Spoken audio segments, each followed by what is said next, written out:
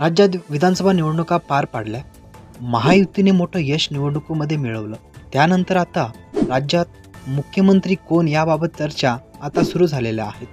त्याचबरोबर मुख्यमंत्री पदासाठी एकनाथ शिंदे नाराज असल्याची देखील चर्चा आहेत. त्याचबरोबर आज एकनाथ शिंदे यांनी मुख्यमंत्रीपदाचा राजीनामा दिल्यानंतर शिवसेनेचे नेते दीपक केसरकर यांनी माध्यमांना सांगितले की दिल्लीत पक्षश्रेष्ठी याबाबत निर्णय घेतील. तो निर्णय सर्व नेत्यांना मान्य असेल. मात्र आता केंद्रीय मंत्री रामदास आठवले यांनी मुख्यमंत्री पदाबद्दल मोठे वक्तव्य केले आहे. देवेंद्र फडणवीस मुख्यमंत्री होतील असे आठवले म्हणालेत. निकालापूर्वी एकनाथ शिंदे यांनी कोणतेही आश्वासन दिले नव्हतं असंही त्यांनी म्हटलं.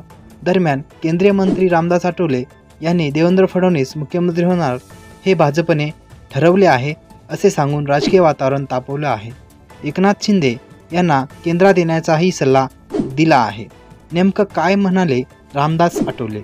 देवेंद्र फडणवीस यांनी मुख्यमंत्री बनवण्याचा मेसेज भाजपच्या हायकमांड एकनाथ शिंदेंनी दिला आहे. पण त्यांच्यात थोडी नाराजी आहे. त्यांना पुन्हा एकदा संधी दिली जावी असे वाटत आहे. बिहारचा फॉर्म्युला इथे लागू करण्याचा मुद्दा नाही.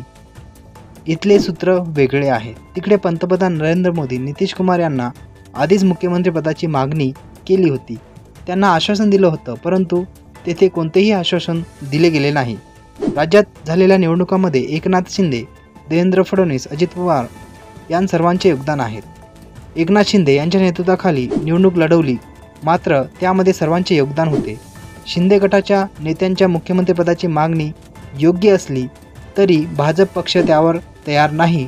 त्यामुळे एकनाथ शिंदे त्यांच्या पक्षातील नेत्यांनी भाजपने सांगितलेली गोष्ट मान्य केली पाहिजे. त्यांनी मंत्रिमंडळात आलं पाहिजे. त्यांना हवं तर त्यांनी केंद्रात आलं पाहिजे.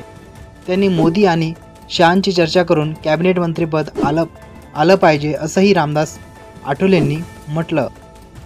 रामदास आठवले यांनी फडणवीस हेच मुख्यमंत्री होतील. एकनाथ शिंदे यांनी ते मान्य करावे. निवडणूक जिंकल्यानंतर शिंदे मुख्यमंत्री होतील असे कोणतेही आश्वासन त्यांना देण्यात आलेले नाही. फडणवीसांना मुख्यमंत्री केले जाईल आणि एकनाथ शिंदे त्यांना हवं असल्यास केंद्रीय राजकारणात प्रवेश करावा असे मोठे वक्तव्य त्यांनी यावेळेस बोलताना केले.